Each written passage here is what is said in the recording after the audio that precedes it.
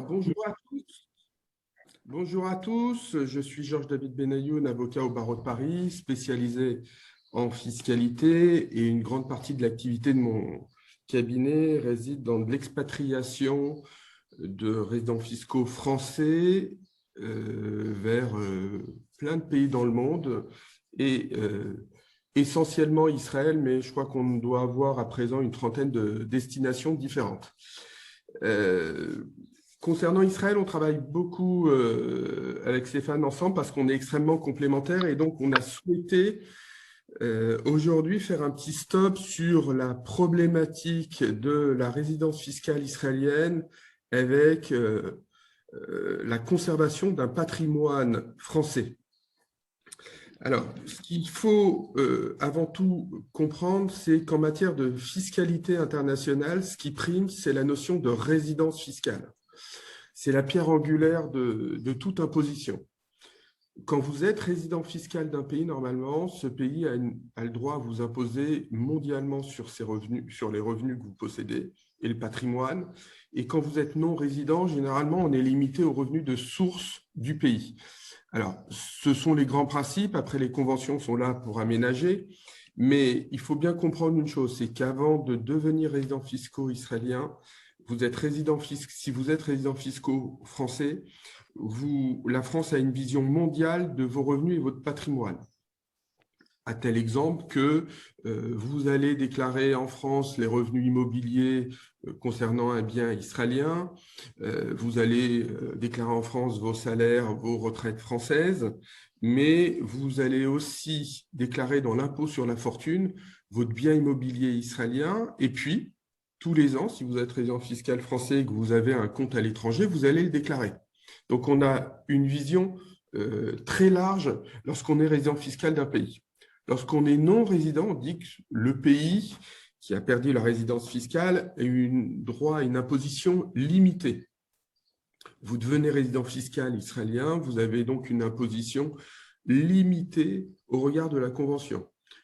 Typiquement, alors on n'y viendra pas, mais ça va être un des sujets aujourd'hui, c'est que sur les retraites publiques, elles resteront imposées en France, les retraites privées imposées en Israël. Concernant l'immobilier, puisque c'est un élément quand même important, vous allez voir que vous restez imposé dans l'État où se trouve le bien immobilier, qu'il soit détenu directement en France, c'est-à-dire vous êtes propriétaire du bien, ou indirectement par le biais d'une SCI. Et une des raisons de notre intervention aujourd'hui, c'est de dire attention, lorsqu'on devient non-résident, tout change, et donc l'imposition change. J'ai pas mal de mes clients qui me disent « mais je ne comprends pas, c'est pas si avantageux fiscalement de partir en Israël dans mon cas ». Alors, d'abord, chaque cas est différent. Avec Stéphane, on regarde les revenus, le patrimoine, et on peut faire des diagnostics très différents selon les personnes. Ce qui est important de comprendre, c'est qu'un non-résident est par définition imposé dès le premier euro. Vous, en qualité de résident fiscal français, vous avez un système de tranches. Donc, on va être à 11, 30, 41, 45. Et on monte petit à petit, même si vous avez de très gros revenus. En qualité de non-résident, selon la catégorie de revenus, vous allez être imposé dès le premier euro. Alors, on va prendre l'exemple qui fait souvent très mal, ce sont les revenus fonciers. Les revenus fonciers, vous avez une imposition de 37,2%. 20% impôt sur le revenu, 17,2% de contribution sociale, et ça dès le premier euro. C'est-à-dire que vous êtes en micro-foncier ou en foncier classique et vous avez un bénéfice de 20 000 euros, ben vous serez imposé à 37,2%. Et au-dessus de 25 700 euros de mémoire, je ne me souviens pas exactement du seuil. 1710. Voilà. C'était bon. Merci Stéphane. L'imposition passe à 30% plus 17,2%, donc 47,2%. En pratique, ça veut dire quoi ? Quand nous, on assiste des clients sur des départs de France, on le fait très en amont. Alors, très en amont, ça peut être, là, on a une consultation pour une personne qui souhaite partir dans les 5 à 7 ans, mais souvent, on vient nous voir pour nous dire, je pars dans 15 jours ou dans 2 mois. Et donc, on va lui simuler l'impôt une fois que la personne sera non résidente. C'est alors là, à ce moment-là, qu'elle va voir Stéphane pour dire tiens, sur les placements financiers, il faut quand même que je bouge. Et on constate une chose, alors que moi je connais et je préviens les personnes, mais devant la masse d'informations qu'on leur communique souvent dans les premiers rendez-vous, elles ne tiltent pas immédiatement, c'est qu'elles se rendent compte que le fait de ne pas être imposé sur les retraites est largement compensé par le fait d'être surimposé au niveau des revenus fonciers. Et même souvent, on a un impôt qui est nettement supérieur en qualité de non-résident. Donc, pierre angulaire, la résidence fiscale, est toujours se poser des questions en amont. Se dire, mais je pars, quel est mon patrimoine, quels sont mes revenus, quelles sont les incidences. Dernier élément avant de rentrer sur l'article 4B, et puis on verra après, Stéphane développera les moyens de contournement, c'est l'impôt sur la fortune. Souvent, on me dit, il ne va rien se passer à l'impôt sur la fortune immobilière. Alors, sans parler de grosses déclarations, hein, quelqu'un qui, parce qu'il a un bien immobilier français, est limite, et soit à 1,3 million, 1,4 million, soit en dessous. Et je lui dis, mais attention, là, non-résident, si vous gardez votre résidence, ce qui pose un problème, on va le voir après, vous allez voir que vous allez passer à l'impôt sur la fortune immobilière. Pourquoi? Parce que en qualité de résident, vous avez un abattement de 30%. En qualité non-résident, cet abattement saute. Donc, si vous avez classiquement un bien d'1 million d'euros, normalement, vous allez l'évaluer 700 000 euros et sûrement, ça va vous faire passer sous la barre de l'IFI. Sauf qu'en devenant non-résident, ce 700 000 devient 1 million. Et pour peu que vous ayez un autre bien, la question se pose. Alors, autre sujet quand même, juste, j'ouvre une petite parenthèse. On a quand même de grandes chances que l'impôt sur la fortune revienne, je dirais, dans un prochain quinquennat. Même avec Macron, puisque nous, on voit les échanges qu'on a avec Bercy au niveau des avocats fiscalistes. Donc, il faut toujours avoir une vision un peu à moyen terme et pas à court terme en se disant, bon, je ne suis pas à l'IFI, de toute façon, j'ai un contrat en France, j'ai des choses. Attention, il faut vraiment tout regarder en détail. Donc, revenons à la pierre angulaire qui est la résidence fiscale, l'article 4B. Alors Stéphane, peut-être qu'on va… Ouais, voilà. Ouais. Effectivement, j'ai un metteur en scène de choix. Donc, l'article 4B donne la définition interne de la résidence fiscale. On a 3 critères qui interviennent. Premièrement, foyer ou lieu de séjour principal en France. Alors, on a une notion conventionnelle, parce que ces notions-là, il faut savoir qu'on va les retrouver dans les conventions fiscales et notamment dans la convention franco-israélienne. Alors, pourquoi, avec Stéphane, on vous parle de résidence fiscale et on vous donne la définition de l'article 4B du Code général des impôts?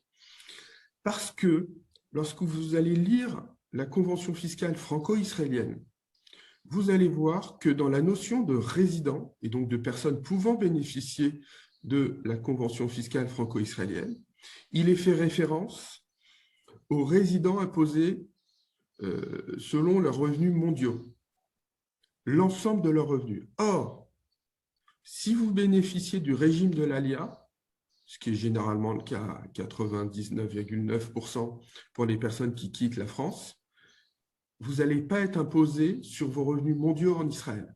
Et donc, il y a un sujet de non-opposabilité de la convention fiscale française, franco-israélienne, aux personnes qui font leur alia.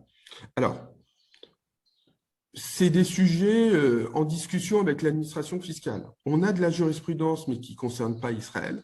Mais l'administration connaît ce sujet, elle commence à l'invoquer, donc il faut vraiment faire attention. Parce que du coup, lorsqu'on a une analyse conventionnelle, on va dans les 2 pays faire une analyse. Est-ce que j'ai un foyer dans un pays? Est-ce que j'ai un foyer dans un autre? Passer au 2e critère, le centre des intérêts économiques, et passer au 3e, la durée du séjour. Lorsqu'on refuse l'application d'une convention, on revient au droit interne. Sauf que le droit interne, ce que vient de nous mettre à l'écran Stéphane, ce n'est pas le foyer d'habitation à défaut, le 2 ou le 3, il suffit de remplir un des 3 critères pour être considérés comme résidents fiscaux français. Il y a une jurisprudence, alors que moi je dis un peu amusante, mais qui n'est pas amusante pour la personne. C'est un résident fiscal malgache dont la résidence fiscale a été contestée et il s'avère que l'administration a eu gain de cause alors que cette personne n'était pas venue en France depuis, je crois, une durée de 3 à 4 ans. Votre résidence fiscale n'est pas uniquement liée au fait de venir ou de ne pas venir en France. Alors maintenant, si vous n'avez plus rien en France, on ne pourra pas venir vous chercher. Mais c'est rarement le cas. Donc, parmi les 3 critères, on a le foyer lieu de séjour principal en France. Alors, c'est plus simple lorsqu'on est marié avec des enfants en bas âge qui sont scolarisés que lorsqu'on est retraité. Mais effectivement, c'est quoi le foyer d'habitation? C'est une résidence où vous pouvez loger. Donc, j'ai certains clients qui, à ma demande, avaient vendu souvent leur résidence principale. Et puis, je découvre au gré d'une discussion qu'ils ont gardé leur appartement de Deauville, de Cannes ou d'autres destinations très prisées. Et là, je leur dis, ben non, peu importe où se trouve cette résidence secondaire, ça reste une résidence secondaire au même titre que votre ancien appartement de Paris. Ce qui implique d'ailleurs que quelquefois, et là, moi, je viens de me diligenter dans une affaire, c'est qu'on a envoyé un huissier constater qu'il n'y avait plus de meubles dans la résidence pour que l'administration ne puisse pas invoquer la notion de foyer d'habitation. Deuxième point, activité professionnelle principale en France. Alors, ça se mixe quand même beaucoup avec le centre des intérêts économiques en France parce que l'activité professionnelle principale, on arrive facilement à la contourner lorsqu'on est dirigeant de société. On va diminuer les rémunérations, on va nommer, on va transformer la société en SAS, en directoire et conseil de surveillance. On va faire des aménagements qui passent. Celui qui est le plus problématique est celui du centre des intérêts économiques. C'est quoi le centre des intérêts économiques? Parmi la jurisprudence citée, on connaît à présent la définition. Si on veut faire une analyse entre vos revenus de source française, vos revenus étrangers, votre patrimoine de source française et votre patrimoine étranger. Et puis, l'administration va dire, bah, vous avez une valeur de 2 millions d'euros en France, vous avez 500 000 à l'étranger, donc c'est un indice, je considère que vous êtes résidents fiscaux français.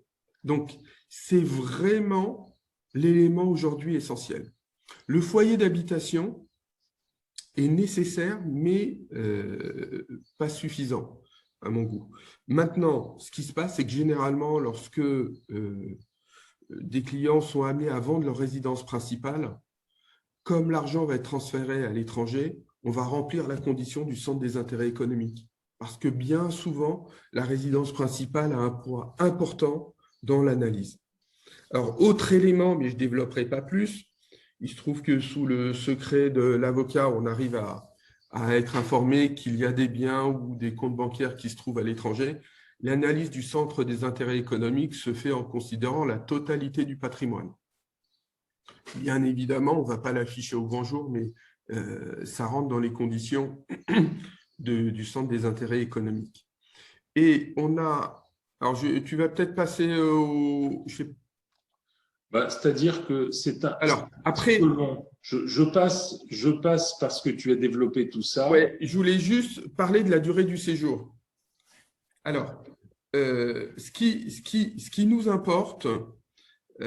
une fois qu'on a vu le centre des intérêts économiques, c'est la durée du séjour. J'ai bien souvent, alors c'est typique d'Israël, hein, parce que mes clients qui sont au Portugal, à Dubaï, se posent rarement cette question, mais j'adore lorsque mes clients, et j'en ai quasiment un tous les 3 mois, qui me dit, mais Georges David, si je prends l'avion El Al de 23 heures le jeudi soir, que j'arrive à Tel Aviv à 4 heures ou à 5 heures du matin selon le décalage horaire, comment je fais pour comptabiliser les jours?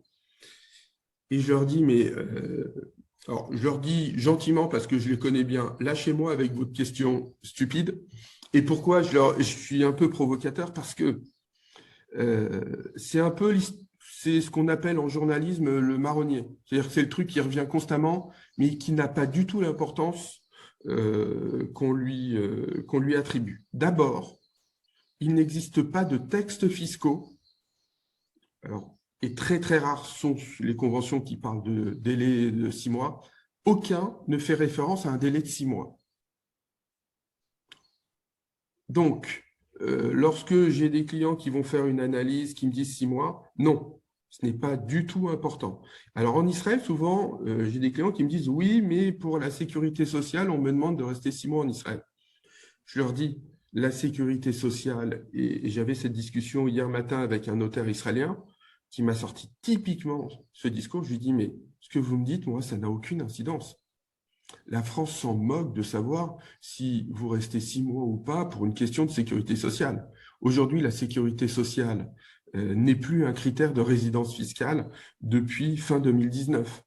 Donc, le délai de 6 mois n'importe pas. Et je vais vous donner un exemple. On a Darmanin, lorsqu'il était ministre du Budget, a déclaré fin 2019 que pour lui, un résident fiscal étranger qui résidait plus de 4 mois en France pouvait être considéré comme un résident fiscal français. Donc, la notion de séjour, pourquoi ce n'est pas important? Parce qu'il faut bien comprendre que toutes les conventions qu'on vous donne et les critères qui sont détaillés ici résultent d'accords qui sont quasiment tous intervenus dans les années 50 et 60. À l'époque où le low-cost n'était pas aussi développé qu'aujourd'hui. Donc, on ne bougeait pas autant, c'était un critère. Aujourd'hui, moi, j'ai des clients, même des résidents fiscaux français, sans avoir, qui passent près de 6 mois à l'étranger à voyager pour leur activité. On ne va pas leur dire « Ah, vous n'êtes pas résident fiscal français parce que vous êtes 6 mois à l'étranger. » Donc, c'est un élément qu'il faut regarder, que nous, on analyse, mais c'est vraiment l'élément qu'on regarde de côté. Lorsqu'il faut partir, on fait une analyse préalable fiscale. Quelles sont les incidences, quels sont les critères qu'on remplit? Et puis, quand on va se rendre compte qu'on a un coût fiscal, souvent, on va aller voir Stéphane et du coup, je vais passer la parole à Stéphane qui va vous expliquer généralement quels sont les éléments qui sont mis en avant ou les possibilités de contournement. Stéphane, je te donne la parole et puis si tu as besoin, tu me… Parfait. Voilà. Alors là, on revoit ton lieu de séjour, de villégiature. Oui, non, mais je vais remettre autre chose, ça va aller. Le temps simplement de partager ma présentation. Un petit instant, ça arrive tout de suite. Alors. Voilà. Juste pendant que tu cherches, encore une fois, s'il y a bien quelque chose à retenir de notre première analyse, c'est ne vous laissez pas porter par ce qu'on vous dit, que ce soit l'agent juif ou sur une plage de Tel Aviv. Faut vous poser les vraies questions. Il y aura une incidence fiscale et la France ne vous oubliera pas. Vas-y Stéphane, c'est bon pour toi? C'est bon pour moi. Est-ce qu'on voit le bon écran? Oui, détenir de l'immobilier locatif nu. Parfait, parfait. Donc, le but de cette présentation était effectivement d'arriver à parler d'immobilier parce que beaucoup de personnes qui font leur alia, énormément, et j'en fais partie, détiennent toujours des biens en France et c'est la grande difficulté. Donc, Georges David a insisté beaucoup sur la résidence principale qui me paraît être un élément absolument fondamental. Comment expliquer qu'on détient 80 ou 90% de son patrimoine en France, mais que parce qu'on a un passeport israélien, dorénavant, on ne veut plus, sur certains revenus, payer l'impôt en France, mais le payer en Israël. Donc, ça peut passer un temps, mais je pense qu'il faut essayer de toute manière de limiter ces éléments, de les travailler. Je crois que la résidence principale est un élément absolument fondamental, vraiment. Mais ça, c'est plus la partie du fiscaliste qu'est Georges David pour accompagner les clients et pour insister sur ce point-là. Donc, il est tout à fait possible de conserver de l'immobilier en France, de conserver des biens. à partir de conserver des biens qui apportent des revenus locatifs à partir du moment où effectivement on vit régulièrement en Israël et ce n'est pas les 6 mois ou les 183 jours qui vont changer grand-chose. Ce sont évidemment d'autres critères. Donc, concernant l'immobilier, je vais développer tout cela avec vous. Les avantages de l'immobilier, c'est évidemment un revenu récurrent et relativement stable. Et j'imagine un attachement particulier à ce bien. Au niveau des inconvénients, il y a un impôt sur le revenu qui est au minimum de 20%, mais qui peut monter dans certains cas et avec certains contribuables jusqu'à 45%, y compris pour les non-résidents, auxquels il faut rajouter les 17,2 de prélèvements sociaux. Il faut évidemment imaginer des frais plus lourds de gestion qui sont liés à l'éloignement, tant en gestion qu'en fiscalité. En fiscalité, on l'a déjà vu. Et malheureusement, mais ça c'est très récent et c'est totalement subjectif, un petit doute s'insinue sur la perception des loyers aussi régulière que dans le passé, suite à la période de Covid et aux dommages collatéraux qu'on a subis. Il y a certaines sociétés qui essayent de discuter sur leur loyer, et puis il y a certains particuliers qui vont souffrir. Pour le moment, on n'a pas ce problème puisque la France, globalement, a accompagné plus que de raison. Je pense que c'est le pays au monde qui a le plus accompagné. Et on se rend compte, si vous avez suivi hier soir l'allocution du président, que globalement, je ne dis pas que la fête est finie, mais on essaye maintenant de faire avancer les choses. Il y aura des tests payants et il y aura surtout des soignants qui, s'ils ne veulent pas se faire vacciner, ne seront pas payés. J'avais entendu ça en Israël il y a quelque temps. Concernant les revenus locatifs, vous avez compris, 20% à partir de 27 519, peu importe. Ils seront imposés, qu'on soit en revenus fonciers, en revenus de location meublée, tous les revenus sont soumis à un taux minimum d'imposition en tant que non-résident. Alors, il était établi à 30%, mais effectivement, il y a eu un compromis avec le Sénat et l'Assemblée nationale a décidé d'inclure un seuil en deçà duquel le taux d'imposition reste à 20%. Voilà le taux. On va passer très rapidement parce qu'on en a parlé tout à l'heure. 20% au premier euro. Et là, évidemment, il n'y a pas les prélèvements sociaux de 17,2 et au-delà, 30%, voire plus, selon la tranche d'imposition dans laquelle on se situe. Alors, il y a une exonération de CSG, CRDS qui est limitée aux non-résidents européens. Israël n'étant pas en Europe, on n'a pas droit à ce taux de 7,5 qui a été décidé. Et donc, en tant qu'Israélien, effectivement, on est à 17,20. Les prélèvements sociaux, ça fait mal parce que ça s'applique sur tout. Sur l'IFI, on en a parlé, je vais passer un petit peu plus vite. Sur les plus-values concernant l'immobilier, vous dire simplement qu'il y a deux cas de figure. Il y a la résidence principale et comprenez qu'à partir du moment où vous quittez votre résidence principale en France pour monter dans l'avion et pour habiter dans une autre résidence principale, par définition, ça n'est plus votre résidence principale. Donc, il y a un abattement, et c'est un des abattements les plus importants en France, puisque d'après moi, c'est le meilleur moyen de gagner de l'argent, puisqu'on ne doit ni impôts, ni prélèvements sociaux sur la plus-value liée à la résidence principale. Donc, ça serait un petit peu dommage de la rater. Il faut absolument insister sur la vente de cette résidence principale. Et pour les autres biens, en tant que non-résident, on n'arrive pas à tout vendre comme ça en claquant dans les doigts. On peut se décider. Je suis sûr que ce matin, il y a des personnes qui envisagent de faire leur alia et d'autres qui ont déjà fait leur alia, qui sont en Israël et pour lesquels ils vont se rendre compte qu'il y a peut-être un intérêt à vendre des biens qui finalement ne rapportent pas autant en net après impôts, après prélèvements sociaux. Alors, il faut savoir que pour ces biens qui ne sont pas la résidence principale, il y a un délai fixé à 10 ans avec un abattement de 150 000 € de la plus-value immobilière qu'on peut faire jouer une fois. Voilà, je passe sur cet élément. Bon, la résidence principale, j'en ai parlé. Il faut juste savoir que, bien évidemment, on a un petit délai. On n'est pas obligé de la vendre avant d'avoir pris l'avion. On a jusqu'au 31 décembre de l'année N+1. mais à condition toutefois qu'elle n'ait jamais été louée ou habitée par quelqu'un d'autre que vous. Il faut parler un tout petit peu des droits de succession parce que c'est un élément important. Sur les droits de succession, bien évidemment, il n'y en a pas en Israël. Je vais aller très très vite parce qu'on a d'autres choses à voir, mais la France continue d'en appliquer pour les non-résidents dans 2 cas.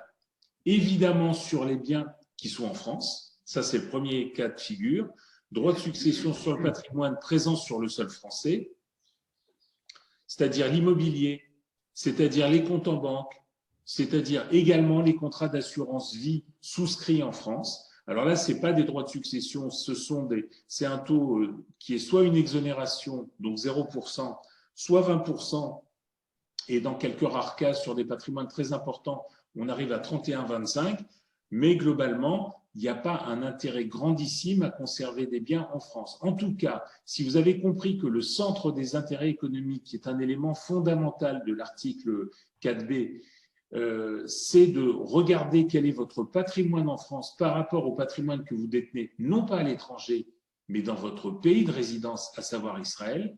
Donc, ce n'est pas la peine de dire, bah, tiens, j'ai 2 appartements à Lisbonne, j'ai un appartement aux États-Unis. Ce qui est important, c'est la comparaison entre ce que vous détenez en Israël et ce que vous détenez en France. Donc, a priori, il faut essayer de voir s'il n'y a pas un certain nombre de choses qui peuvent basculer ou en Israël ou à l'extérieur de la France, en tout cas. Les droits de succession, je rappelle simplement que ça peut monter jusqu'à 45%.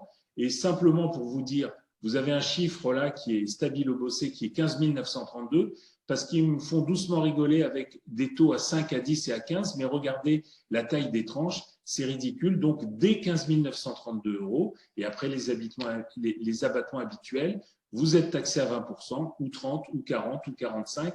Je parle là de la ligne directe avec des enfants ou avec un conjoint. Sur les droits de succession, indiquez également avant de rentrer dans l'immobilier qu'il y a un autre cas de figure important. Donc, il y a d'abord le cas de figure des biens qui sont restés en France. Et puis, il ne faut pas oublier le cas de figure où les bénéficiaires, ou plutôt les héritiers sont toujours en France. Donc, par définition, vous avez 3 enfants, un qui est en Israël et 2 qui sont en France. Et bien, globalement, sur un patrimoine donné, il y aura les 2 tiers qui continuera, les 2 tiers de la totalité du patrimoine, que les biens soient en France ou en Israël ou ailleurs, qui seront taxés en France si l'héritier est en France. Donc, les solutions, il y a quelques solutions par rapport déjà à cet immobilier. Bien évidemment, je suis à votre disposition pour des liquidités, pour des contrats d'assurance vie, pour d'autres éléments. Mais le sujet de ce matin, c'est simplement de développer l'immobilier et de voir ce qu'on peut faire. Alors d'abord, la première chose à faire, c'est ne rien faire. Qu'est-ce qui se passe? Les inférences, c'est qu'on continue de payer de l'impôt sur le revenu en France, on continue de payer de l'impôt sur la fortune immobilière, des frais de gestion et des droits de succession qui sont inchangés. Et je rajoute qu'il pourrait être délicat de demander à bénéficier des exonérations d'impôts sur revenus étrangers accordés aux Olim Hadashim si l'ensemble des revenus et le cœur économique du patrimoine se trouvent toujours en France. La deuxième solution, qui est assez naturelle, c'est de vendre le bien à ses enfants. On a envie que le bien reste dans la famille, il n'y a pas de problème, il peut être vendu aux enfants. Et on met en place un crédit. Aujourd'hui, on est dans un cas particulier où les taux d'intérêt n'ont jamais été aussi bas. Ça fait peut-être 2-3 ans que je dis ça, mais globalement, vous empruntez sur 15 ans, on est aux alentours de 1%. Sur 20 ans, dans certains cas, on est même en dessous des 1%. Attention, c'est un petit peu compliqué maintenant, c'est de plus en plus difficile. Je suis également courtier en crédit pour obtenir des crédits pour les non-résidents. Mais souvent, les enfants sont en France. On peut trouver des garanties de substitution. On peut y arriver encore. Donc, si on vend le bien à ses enfants, eh bien, l'impôt sur le revenu, l'impôt sur la fortune immobilière et les frais de gestion sont pour les enfants. Mais quelquefois, les enfants ne sont pas imposables à l'IFI, surtout si le bien est divisé entre plusieurs enfants. Sur l'impôt sur le revenu, on peut aussi en discuter. On peut se poser la question de l'assujettissement de la SCI à l'impôt sur le revenu ou à l'impôt société. Rapidement, hein, dans une acquisition immobilière, pour que vous compreniez bien, on a la possibilité de déduire un certain nombre de frais, mais uniquement dans les frais principaux, hormis les charges, on peut déduire les intérêts du crédit.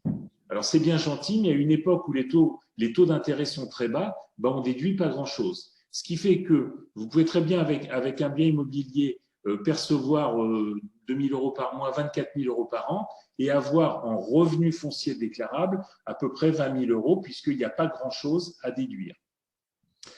Alors, bien évidemment, il y a un crédit qui vient gréver les revenus locatifs, et donc il ne reste plus beaucoup d'argent pour la fiscalité. Donc, l'autre solution, rapidement, c'est de mettre en place, de demander dans une SCI, Société Civile Immobilière, c'est de demander à bénéficier de l'impôt société. Et auquel cas, il y a une petite différence. Déjà, on n'est plus à l'impôt sur le revenu, mais surtout, on a le droit d'amortir le bien.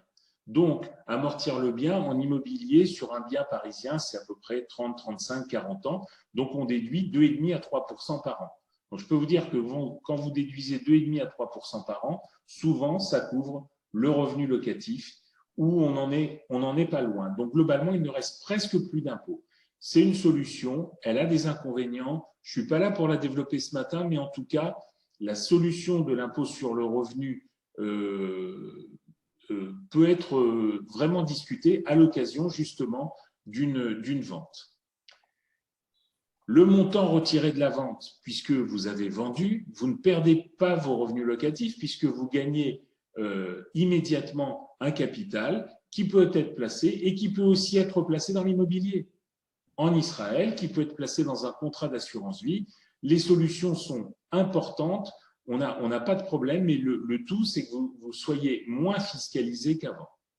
En tout cas, à mon avis, on peut obtenir souvent un revenu récurrent supérieur à l'ancien loyer net qui tenait compte de tous les éléments de fiscalité. Donc, solution 1, je ne fais rien. Solution 2, je vends le bien aux enfants.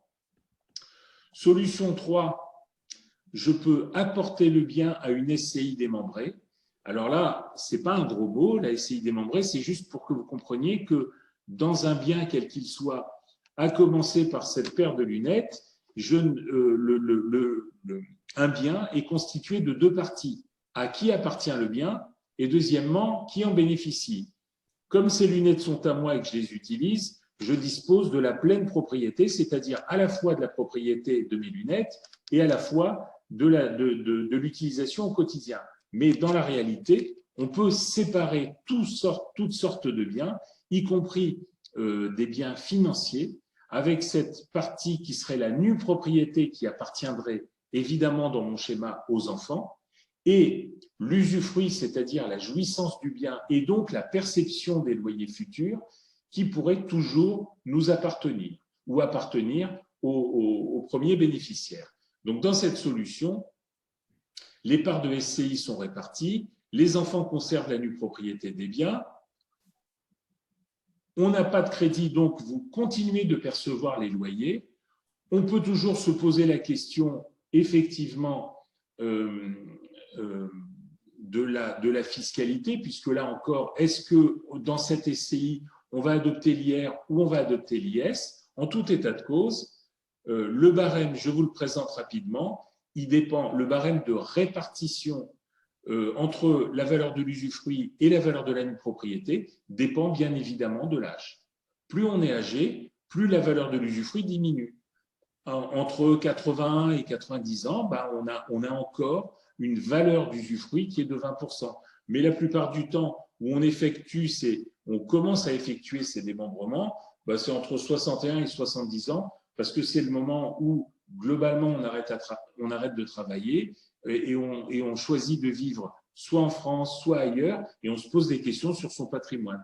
Donc là, on a une répartition 40-60, ce qui signifie que si on donne ces biens à ses enfants, eh bien, ça inclut des frais de donation sur 60% de la valeur du bien, dans mon exemple de démembrement entre 61 et 70 ans. Les inférences, eh bien, les parents continuent de percevoir les loyers sans différence notoire en cas de vie. Au jour du premier décès des parents, le parent survivant continue de percevoir les loyers parce qu'on a pris soin dans les statuts de percevoir un usufruit réversif. Réversif, ça vient de réversion, ça veut dire que quand un membre du couple survit, eh bien, il continue de percevoir cet usufruit. Et bien évidemment, au jour du deuxième décès, il n'est pas question de succession, puisque les parts appartiennent aux enfants en pleine propriété, et ce, même s'ils sont résidents français. Donc, on a réglé un problème de succession simplement en faisant une donation. Évidemment, l'impôt sur le revenu, l'impôt sur la fortune immobilière, les frais de gestion, tout ça, c'est inchangé. Cette solution n'apporte aucun enrichissement, écoute les frais de donation, mais règle définitivement les droits de succession. Je pense qu'il faut vraiment avoir conscience qu'on a possibilité de donner 100 000 euros par parent et par enfant tous les 15 ans. Et effectivement, le fait que ce barème diminue la valeur du bien fait que souvent, on arrive, dans certains cas, à ne pas payer de droits de donation. Et dans les cas où on arrive à le faire, on le fait sur une partie du bien et sur une valeur estimée à aujourd'hui. Dites-vous bien une chose, un décès dans 20 ans, dans 25 ans, dans 30 ans, un bien qui vaut 1 million d'euros aujourd'hui, il ne vaudra pas 1 million d'euros dans 20, 25 ou 30 ans. Donc, il y a un intérêt, si on veut absolument conserver le bien en France, à régler son problème d'une manière ou d'une autre. Là, on était dans le cas de la donation. L'autre cas, ah non, mais toujours dans la solution 3. Ah non, bah c'est 1, 2, 3, non, ça doit être la 4e. Il y a une petite erreur, c'est vendre le bien à une SCI démembrée. C'est-à-dire qu'au lieu de l'apporter, on vend le bien aux enfants. Encore une fois, les crédits sont effectivement pas très chers. Et dans cette SCI démembrée, on continue de garder l'usufruit pour qu'au terme du crédit, on perçoive toujours les loyers. Et par contre, les enfants, donc les héritiers, détiennent la nue propriété des parts. Mais ça ne coûte rien puisqu'on prend un crédit. Et donc, si le bien vaut 600 000 euros et qu'on prend un crédit de 600 000 euros, ben, par définition, ça ne coûte rien de donner aux enfants la quote-part de 600 000 euros, 40, 50, 60, 70%, peu importe, ça coûte zéro. Le coût est limité, mais attention, là, il y a droit d'enregistrement puisqu'il y a une mutation du bien. Je suis passé un tout petit peu vite pour dire qu'il y a quand même une inférence de plus-value sur 22 ans en termes de plus-value et sur 30 ans sur les prélèvements sociaux. Donc, il faut regarder, encore une fois, détail par détail, on fait cela en sur-mesure, dans vos biens, quels sont ceux qui pourraient correspondre et entraîner le moins de frottement fiscal possible. Alors, les inférences, quelles sont-elles dans ce cas de figure? Les parents vont donc récupérer des loyers au terme du crédit qui a été mis en place, 15 ans, 20 ans, l'immobilier, ça se finance sur des durées assez longues. Mais en tout cas, au terme de ce délai, il y aura effectivement un crédit. Je voulais vous dire simplement, c'est un élément important. En tant qu'assureur, ça coûte très cher de s'assurer pour couvrir le cas de figure du décès. Dans le cas du décès, donc pour couvrir les mensualités de crédit et afin que le solde du crédit ne soit pas remboursé ou plutôt soit remboursé par une compagnie d'assurance. Dans les cas de figure où on fait ces montages, je me bats avec les banquiers afin que les assurances qu'ils exigent tout le temps dans des acquisitions immobilières, afin que ces assurances soient sur la tête des enfants qui sont beaucoup plus jeunes et afin que ça coûte infiniment moins cher. Et je me bats sur le principe que ce sont eux qui sont nus propriétaires du bien. Et souvent, on y arrive. Donc, au terme du crédit, si les parents sont toujours vivants, ben, ils récupèrent les loyers. Donc, ça n'a rien changé à la situation d'aujourd'hui. Au jour du premier décès, même chose, on a un usufruit réversif, donc les enfants ne récupéreront le bien qu'au deuxième décès et le parent survivant continue de percevoir des loyers. Et au jour du deuxième décès, il n'est pas question de succession puisque le bien appartient dorénavant en totalité aux nus propriétaires qui, du fait du décès des deux usufruitiers, sont devenus pleins propriétaires. Donc là, on a réglé le problème des droits de succession. Évidemment, l'impôt sur le revenu, l'IFI, les frais de gestion sont inchangés. Et on se pose toujours la question de l'assujettissement de la SCI à l'IR ou à l'IS, surtout dans ce cas-là. Absence de droit de succession, quel que soit le lieu de résidence des héritiers. Et le montant retiré de la vente permet un placement substitutif parce que pendant que le crédit va être payé, eh bien effectivement, vous perdez un revenu. Donc, c'est le prix de vente qui vous permet effectivement de mettre en place des revenus de substitution. Vous n'y perdez rien. En règle générale, c'est ce que je disais tout à l'heure, on obtient un revenu locatif qui est souvent supérieur. Il y a une ultime solution, c'est vendre le bien dès que possible à un tiers, parce qu'on n'est pas obligé non plus de conserver le bien. Donc, si on est dans un cas d'attachement sentimental, effectivement, soit on le conserve, soit on le vend aux enfants, soit on l'apporte à une SCI démembrée, soit encore on le vend à une SCI démembrée. Et puis, il y a le cas de figure où c'est compliqué, cette gestion de loin, on est obligé de prendre quelqu'un sur place. Et en plus de la fiscalité, on a des frais de gestion qui sont lourds. Écoutez, je crois qu'il faut que vous ressortiez de cette réunion en vous disant qu'il faut rééquilibrer les patrimoines et qu'en tout état de cause, on ne peut pas se permettre d'avoir le centre des intérêts économiques en France, c'est-à-dire la quasi-totalité des revenus, tout ça parce qu'on a vécu en France et qu'on aime ce pays toute sa vie. Donc, il faut vraiment commencer à réfléchir et à faire le tri sur les biens. Pourquoi pas le vendre à un tiers ? Bon, je vais passer vite. Là, on n'a plus d'impôt sur le revenu, on n'a plus d'impôt sur la fortune immobilière. Évidemment, l'argent qui est issu de la banque ne reste pas en France, parce que s'il reste en France et que l'IFI se transforme en ISF, on risque effectivement d'être taxé. Et surtout, en termes de droit de succession, il y a un intérêt à ce que l'argent ne soit plus en France. Au moins, pour les héritiers qui seront en Israël ou qui ne sont pas en France, ils n'auront rien à payer si eux-mêmes ne sont pas en France et que le patrimoine n'est pas en France. On comprend bien que la France ne peut pas exiger de droit de succession. Donc, absence de droit de succession.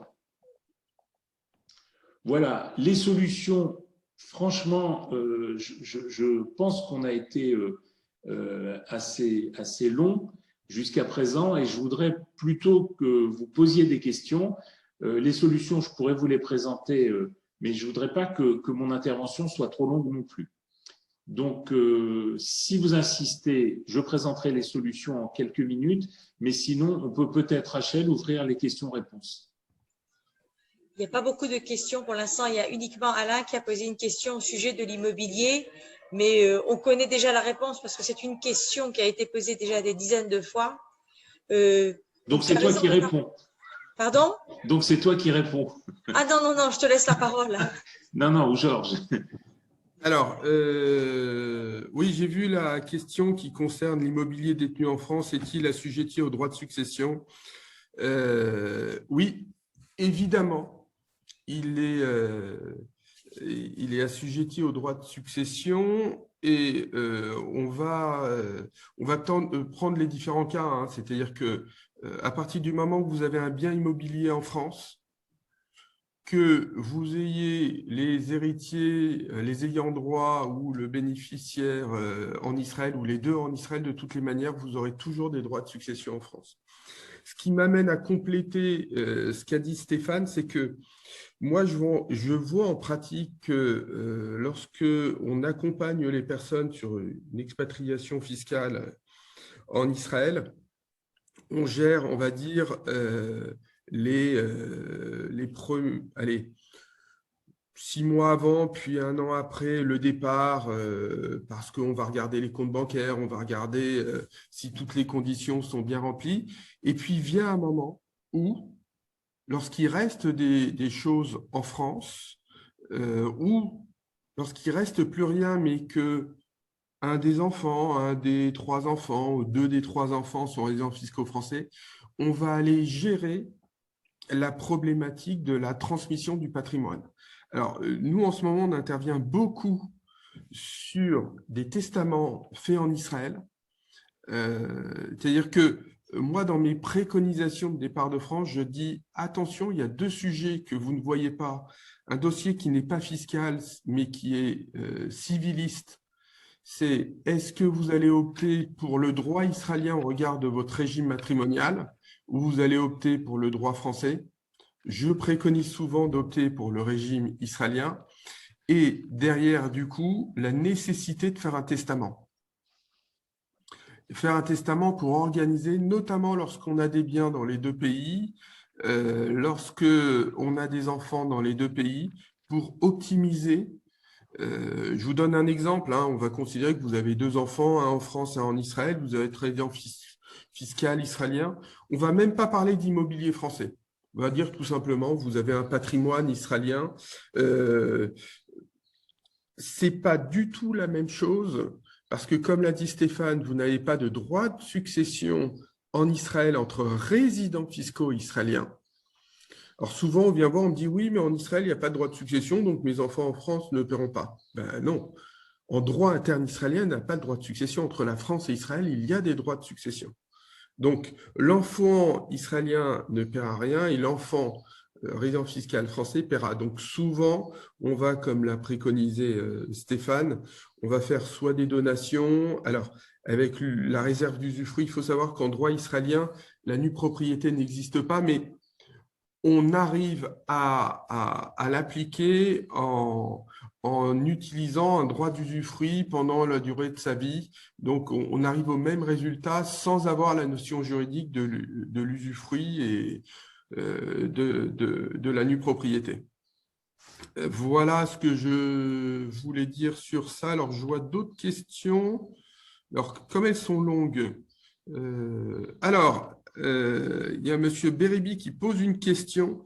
Alors, juste précision, moi, il faut absolument que je parte dans 3 minutes parce que j'ai une conférence téléphonique qui va commencer et qui pose une question essentielle. Je vis en Israël depuis près d'1 an, mais je n'ai pas déclaré aux impôts. Je reste résident fiscal en France. Oui, vous restez résident fiscal en France. Le problème, c'est que si en Israël, vous travaillez, vous allez avoir l'obligation de déclarer en France vos revenus de source israélienne.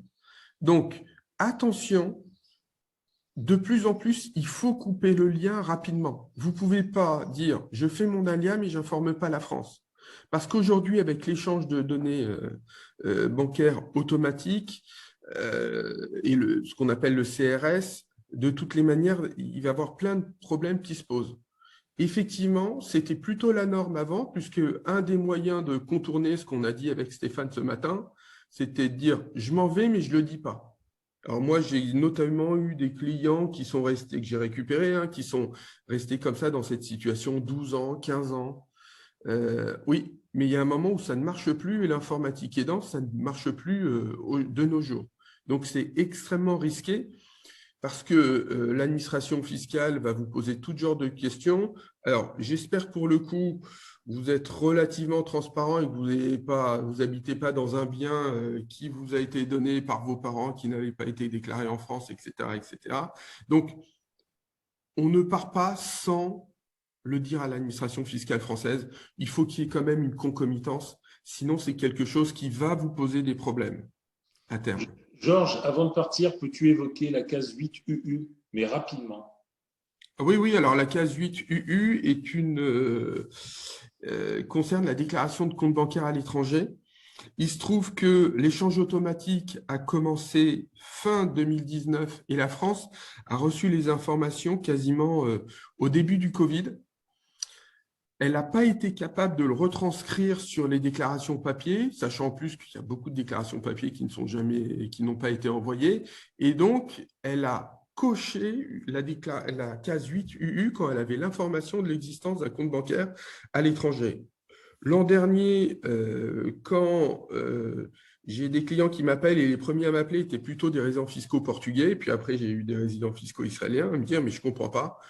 J'ai rien fait, j'ai la case 8 UU qui est cochée. Donc, j'ai appelé mes contacts et mes contacts, pour le coup, sont vraiment bons parce qu'ils m'ont expliqué au mois de mai 2020 ce qui s'est passé jusqu'à maintenant. C'est-à-dire que soit les personnes remplissaient les informations, soit elles expliquaient pour telle et telle raison, elles n'étaient pas concernées, mais que l'administration, petit à petit, et là, il ne faut pas considérer que l'administration vous ait obligatoirement oublié aujourd'hui. Si vous avez une case 8 UU, vous dites, tiens, ils m'ont oublié. Non, ils ne vous ont pas oublié. Avec le Covid, ils ont du retard, mais ils gèrent de manière, par l'intelligence artificielle, ils l'ont annoncé, hein, et pour la première fois, des contrôles fiscaux. Donc, typiquement, j'aurais pu vous le montrer à l'écran, mais là, comme je n'ai pas préparé, je ne vais pas vous montrer le nom de mes clients.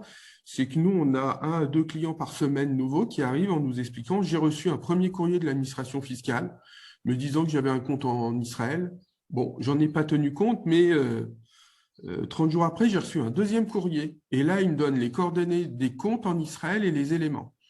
Donc, ce qui se passe, c'est qu'on analyse les cas et puis on va voir l'administration. Donc, hier, j'ai récupéré un client qui a un compte à 600 000 € en Israël et dont je lui explique que ça risque quand même d'être un peu chaud parce que les pénalités ont nettement augmenté et l'administration fiscale explique que si elle n'a pas les éléments, elle va taxer. Il y a une amende de 60% des sommes sur le compte bancaire.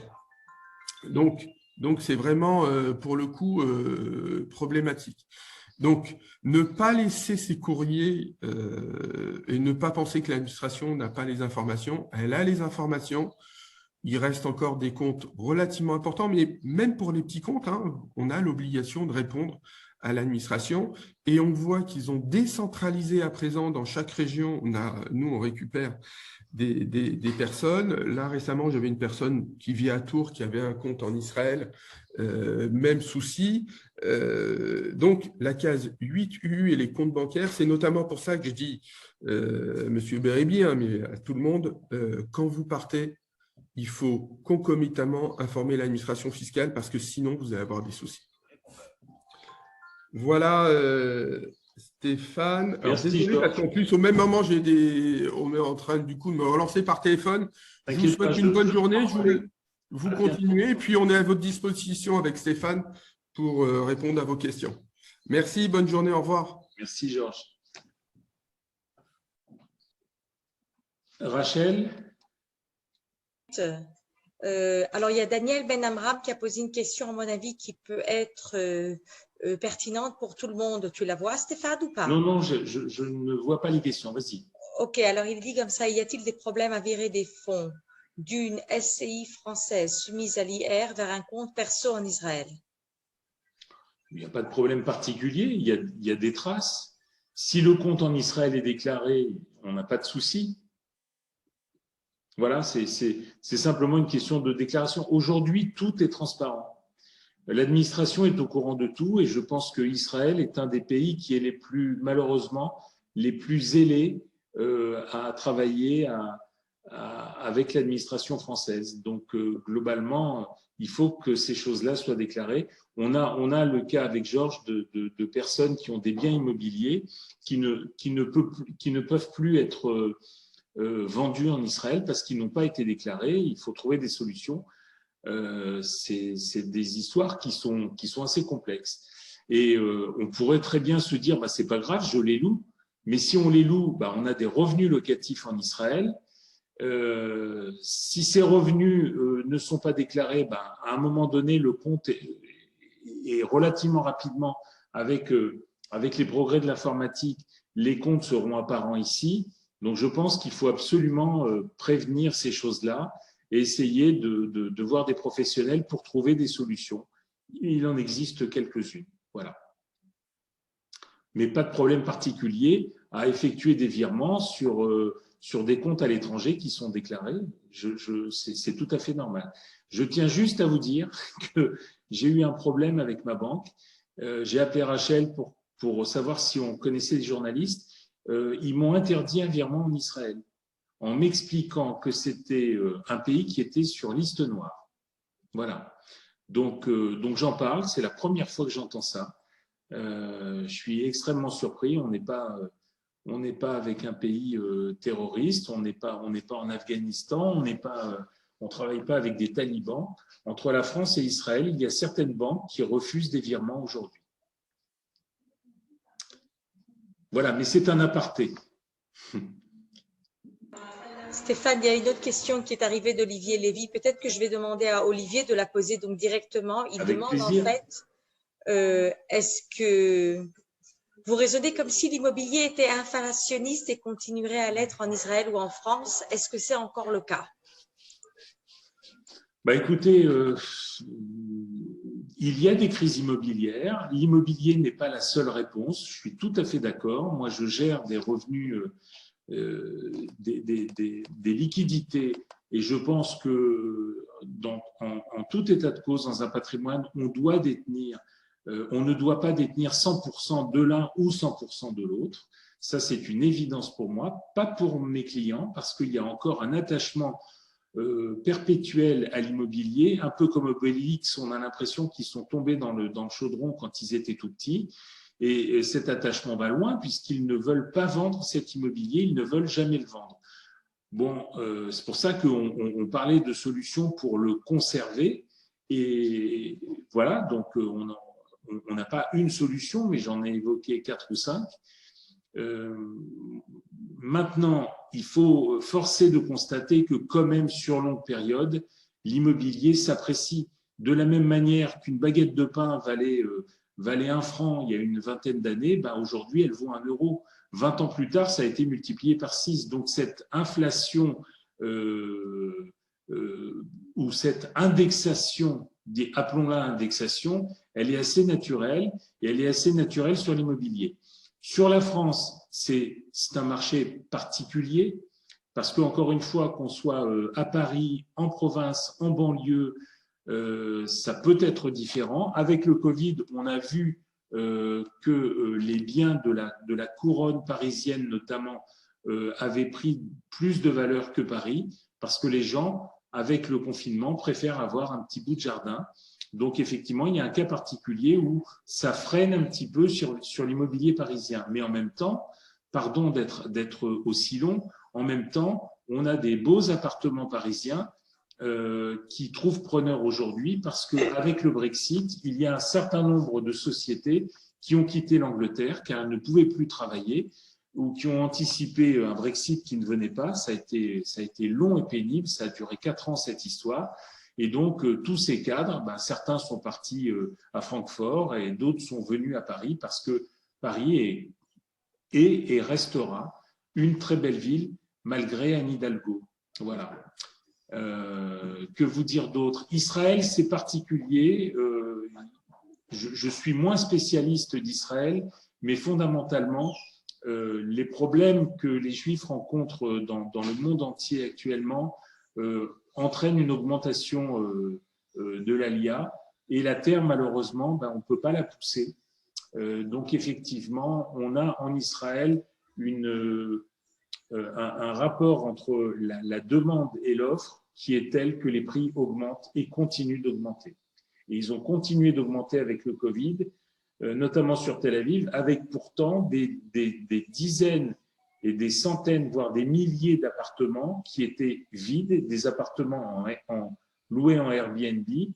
Donc, on pensait que ce marché allait baisser, mais non, l'immobilier a continué de monter en Israël. Donc, si vous me demandez entre les deux, j'ai envie de vous dire que ça montera plus sûrement en Israël, ou ça continuera de monter plus sûrement en Israël qu'en France.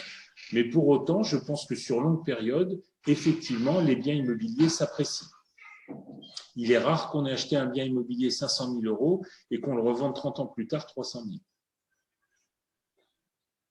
Il y a encore une autre question qui est arrivée, Stéphane. C'est une question aussi qui revient souvent. Est-ce que dès qu'on devient un résident fiscal israélien, l'échange d'informations entre la France et Israël s'arrête? Mais ça dépend comment on devient résident israélien. Parce que pour beaucoup, il y a une petite erreur, c'est de penser qu'on a fait son alia, qu'on arrive en Israël et qu'on a son passeport israélien. Non, vous avez 2 passeports. Donc, pour vraiment déclencher le compteur fiscal des 10 ans avec l'avantage fiscal réservé aux Olim Hadashim, eh bien, il faut se présenter en Israël au consulat et effectivement faire toutes les démarches en prouvant la résidence israélienne. Et à partir de là, effectivement, l'administration française est au courant. Et le but, vous l'avez compris, c'était notre allocation de ce matin et on a été assez lourd et assez pénible là-dessus. Le doute persiste, c'est-à-dire qu'au-delà du fait que vous disiez « je veux être israélien et je vis en Israël dorénavant », bah, si vous continuez à détenir 90% de votre patrimoine en France, à un moment donné, l'État français va dire « c'est bien gentil tout ça, mais je taxe à l'endroit où ça doit être taxé ». D'autant plus qu'on a un problème, Georges Sorella, il le développerait sûrement mieux que moi. En Israël, on ne paye pas d'impôt du tout sur les revenus étrangers pendant 10 ans. Et je pense que c'est une erreur parce que le jour où on se retrouvera aux prises avec l'administration française, eh bien, on devra payer un impôt. À partir du moment où vous avez un impôt même symbolique, ce qui a été le cas au Portugal, où le Golden Passport est passé de 0 à 10%, bah vous pouvez toujours montrer un avis d'imposition comme quoi vous payez votre impôt en Israël et ça coupe immédiatement les jambes du contrôleur puisqu'on a quelque chose à lui opposer. Voilà. Mais je pense que le plus important, c'est de comprendre que sur vos patrimoines personnels, il y a des biens que vous voulez absolument conserver et ça se comprend. Je fais mon alia a priori dans 15 jours, 3 semaines et effectivement, j'ai entamé un chemin depuis à peu près 2 ans où j'ai vendu certains biens, mais pas tout. Donc effectivement, il y a un travail à faire, il prend souvent plusieurs années, mais le premier élément qui est le plus important, c'est la réflexion, c'est un bilan patrimonial personnel, soit fiscal avec Georges, soit avec moi un petit peu plus général, avec des solutions qui peuvent être proposées. Et si effectivement vous avez cette notion de solution et que vous avez derrière non pas un problème, mais des solutions qui sont apportées, ben c'est une aide à la décision qui vous permettra à un moment donné de couper le cordon, au moins partiellement. D'autres questions? Non, je ne vois pas d'autres questions, Stéphane. Je ne vois pas d'autres questions. Alors, dans ce cas, on va clôturer la session. Je vous remercie à tous. Merci à tous. Merci à tous. Je vous enverrai tout à l'heure un email avec les coordonnées des intervenants et je vous enverrai aussi le lien vers l'enregistrement si vous souhaitez le réécouter. Merci beaucoup et puis bonnes vacances. Au revoir. À bientôt. Au revoir. Merci à vous. Merci beaucoup.